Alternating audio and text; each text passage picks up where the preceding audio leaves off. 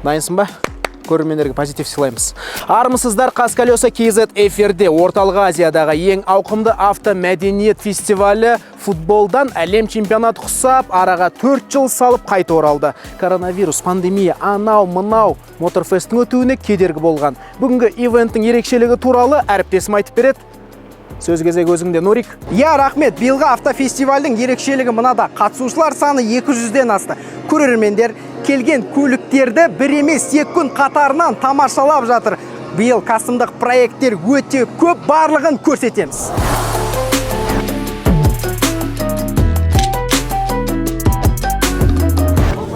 Қарасайш, қандай кабриолет басты кетіреді ғой мынау Shelby Cobra деген автокөлік жайлы естулеріңіз бар ма? Естімесеңіздер таныстырайын. Негізінде бұл BMW Z3 автокөлігінің базасында жасалған кастомдық жоба. Иесі Дудар көліктің алдыңғы және артқы детальдарын арнайы тапсырыспен Англиядан алдырған. Ал есігі, салоны секілді қолынан келетін тірліктерді Дудар өзі жасап, бүгінгі автофестивальға 3 жыл бойы дайындап көлігін алып келіпті. Ретро суретті көрдің бе? Кезінде машина осындай болған. Легенда Ford F350 Texas Edition 5 жылда осындай кербез сұлуға айналды. Иесі Ибрагим миллиондаған ақша және 5 жыл уақытын сарп еткен.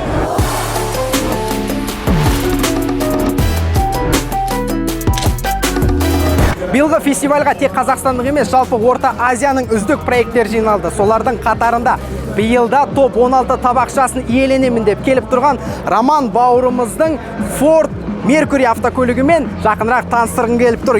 Бұл американдық классика. Жиналу тарихы өте қызық, қазір толықтай айтып берем. Білетіндер білет.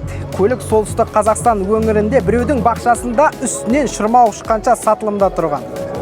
Көлікті алуға беттелген қожайыны көрместен алдын ала 30 мың ақш долларына төлем жасайды.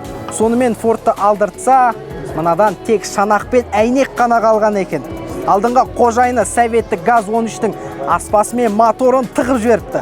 Артқа қайтар жол жоқтығын түсінген Роман көлікке қайта екінші өмір сыйлауға бел буады. Қожайынның айту бойынша мынау Фордтың детальдарын табу ойындағыдан 10 есе қиынға соққан. Өзінде тұру қажет Mustang Cobra'ның 5 литрлік V8 карбюратор қозғалтқышымен күшейтілген Ford Crown'ның аспасын салып, толықтай сток күйінде жинап шығарды.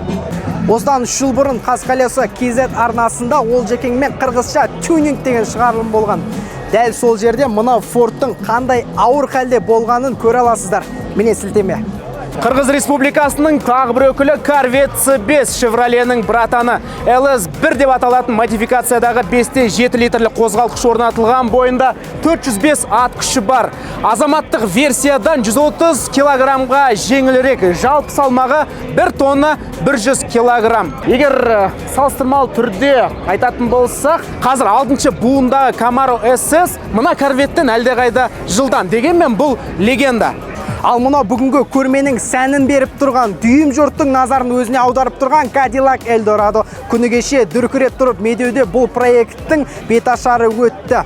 Жүксалғыш қақпағын ашып қалсам, атақты Айра Смит тобы ән шырқап жатыр. Иесі Тараздікі, есімі Еркен. Көлікті Түркістан облысынан сатып алып, 4 ай бойы жазда Таиландқа барып демаламау деп отқан жоспарларын ысырып қойып, көлікті бүгінгі фестқа дайындаған. Қанша қаржы кетті деп сұраған едім, айтудың өзі қорқынышты дейді.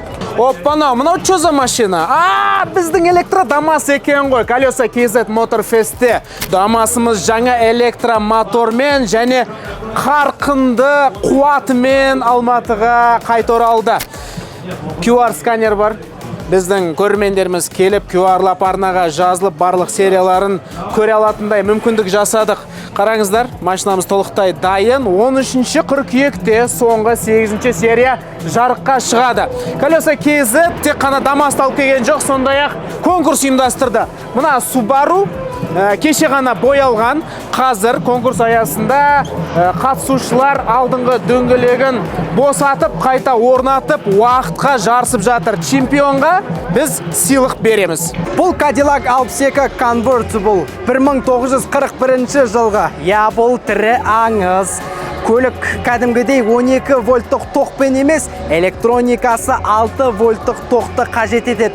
Көліктің иесі мынаған аккумуляторды қайдан табады екен? Сол қызық. Ал мынау жанымда тұрған автокөлікпен жағдайы жеткен жапондықтар немесе мафиялар ғана міне алған.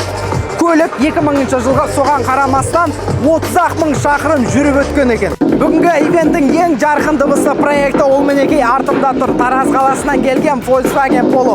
Мынаның ішінде отырмақ түгілі қасына жақындай алмайсың. Иесінің айту бойынша көліктің аудио жүйесіне 15 миллионнан астам ақша салынған. Бұл Қазақстанда ең қатты төмендетілген Infiniti FX35 гидравликалы аспасы секең етіп қалада құтыруға мүмкіндік береді. Жерге дейін түсіріп 15 сантиметрге көтеруге болады. Мұнда стандартты VQ35 мотор емес, турбо үдеткіші бар VQ37. Көптеген детальдары кастомдық, енгізу коллекторы Cosworth, ал гидравликалы аспасына иесі 1,5 миллион теңге жұмсады. Ақырында классикаға айналып келе жатқан Youngtimer E34 Алматыда. Иесі Айдос машинаға біраз ақша салып, әбде қалпына келтірген екен. Байқауымша, тежеуіштері Brembo, дисклер 21 стильде, М50 қозғалтқышы қалды. Бірақ машина 3/2 объемға жиналған. Прошивка Ибрагим ба? Прошивка Ибрагим. Моторды Азамат жинаған, Азамаяк деп. Сол кісі жинап берді моторды. Ибрагимде прошивкасы бар. Машина 95 жылғы, осыдан 3 жыл бұрын алынған. Алматыдан ба? Алматыдан алынған. Машинаны жинаудағы мақсат бізде машинаны барынша завод кейін ұстап қалу болды. Сондықтан бізде ешқандай да ABS, онда ештеңкісі жоқ. Дискіні да классикаға сәйкестендіріп осылай қойдық. Қанша ақша салынды проектіге? Машинаның өзі 4 миллион 300 тұрды. Үстінен 6 миллион 800 технический часть пен салонға кетті. 10 лямнан ас кетті ғой. Маляркаға 2 миллион 800 кетті. Малярканың өзіне 11 ай кетті. 11 ай маляркада тұрды машина. 20-25 жастағы жігіттер осындай көлікті алып, толықтай қалпына келтіргісі келеді, бірақ қаншалықты қымбат, қиын екен білмейді. Қандай кеңес бересің? Бірінші кішкентайдан бастау керек деп ойлаймын. Мен өзім ең бірінші Приорадан бастадым да. Приораны алдым салоннан, потом ол кезде жатқызу мода болатын. Соны бірінші пружинасын кестім, кейін пневма салдым, солай қолымды набивать етіп дегендей солай үйреніп, кейін мен уже БМВ-ға көштім. Ең бірінші бұл машинаны алған кезде номерін бірінші алып, кейін машинаны жинай бастадық. Күшті. Енді алдағы уақытта тағы басқа да проекттерге кірісесің бе, осымен тоқтадың ба? Бұмен параллельно менде 21-ші кузов болды. 21-ші кузов БМВ-ны жинап, бірақ ол сатылып кетті өкінішке орай. Ол да осы жерде тұруға лайықты машиналардың бірі еді. Тараздықтар бүгін жарып жатыр. Топ 16-ға тағы кезекті үміткер. Артымда тұрған W108 шанақтағы Мерседестің иесі мынаның бөлшектерін әлемнің түкпір-түкпірінен жинап 4 жыл дегенде құрап бітті. Иесіне респект.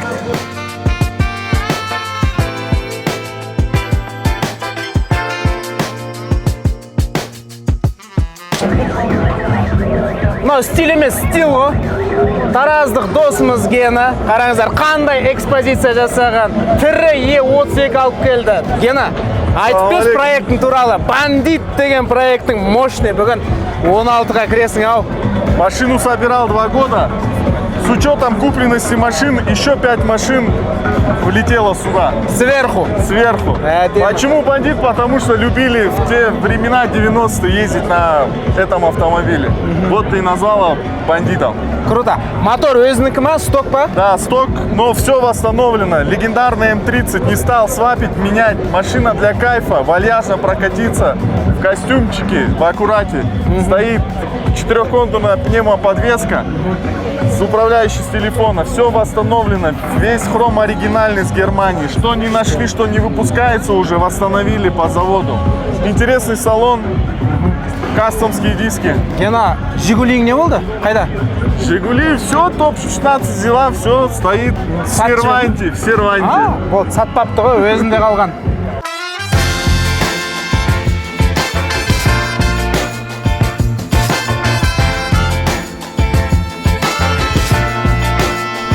Porsche GT3 RS бүгін осында. Бұл автокөлік жалпы осы жиналғандардың арасындағы ең жылдамдарының бірі десем артық айтпаймын. Енді бұның кәдімгі Porsche GT3-тен айырмашылықтарын айта кетейін. Аспасы толықтай тек айналма жолдарға арналып бапталды. Көліктің шанағының басым бөлігі карбонмен орындалды. Соның арқасында Porsche GT3 RS 50 келіге жеңілдеді. Капоттың астында 4 литрлі атом қозғалтқыш, бойында 520 жылқысы бар, 100-ге дейін небәрі 3,2 секундта бара алады екен. Мынаның қозғалтқышы M30 B35, соған байланыстырылып модельдің атауы да 635 CSI деп аталады. Бұндай BMW табиғатта өте сирек кездеседі, сондықтан бағасы қымбат. Өлә мына жүк салғышпен картоп тасымақ түгілі оны ойлаудың өзі күнә. Көлік өте ерекше, кенде қазақша кәмпит түске боялған әдемі көрінеді. Someone at the door, John, now I'm here to stay. Tell me who the fuck gonna face the music, more break lane, less screen time, been cutting back on the daily usage. Автоивенттегі ең кішкентай автомобиль Mini Cooper. Бұл 1980 жыл шыққан экземпляр, ал сырты 96 жылғы спорт пак стиліне келтірілген. 13-ші дискілер көк әдемі қанық түс. Бұл менің танысым алматылық Сергейдің машинасы. Жанында америкалық суперкарлардың жанкүйері Саша Хамның жаңа ойыншығы Mini Cooper, бірақ таза British стилде. Someone at the door, John, now I'm here to stay. Tell me who the fuck gonna face the music. Chevrolet Caprice бұндай автокөлікті кезінде тек американдық киноларда полицейлерден көретінміз. Мінекей бүгін медеуде өз көзіммен көріп тұрмын. Бүгінгі Motorfest өте жоғары деңгейде өтуде. Мінекей жанымда түрі сток болғанмен капотының астында 800 жылқысы бар Supra тұр. Мотордың модификациясы 2JZ GTE. Бұл аты аңызға айналған жапондық қозғалтқыш. Тіпті 1000 жылқыға дейін қуаттауға болады. Көлікке жартылай сликтар салынған. Кезінде Volgaның есігі мына бір жерден бітіп қалған. Бұл Lexus LS-дің базасында құралған Volga Restamon. Электроника, трансмиссия, мотор барлығы Lexus-тікі. Бұл анау есі дұрыс автокөлікке қинап кигізілген кузов секілді.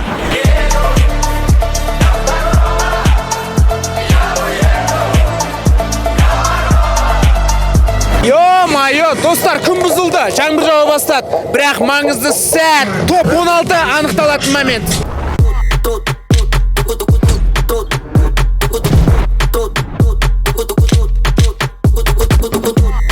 Топ 16 анықталды, алғашқы жеңімпазын жариялайын. Ол E28 шанағындағы Alpina. American Power, Cadillac, Eldorado, Romantic топ 16-ға кірді. Полностью с нуля, от самого начала настоящий экзибит по... Mercedes-Benz W108 легенд деп аталатын проект жеңімпаз атанды. Өкінішке қарай камерадағы батарея отырып жатыр. Жигули, Тараздық F350, Зил және Волгада топ 16-ға кірді. Айдынгөлді Аққуда атып алған Motorfest. Ұйқыдағы Волганы Ақтөсінен аймалап ойнап күлген Motorfest. Түскейдегі Супрадай сылаң еткен Motorfest.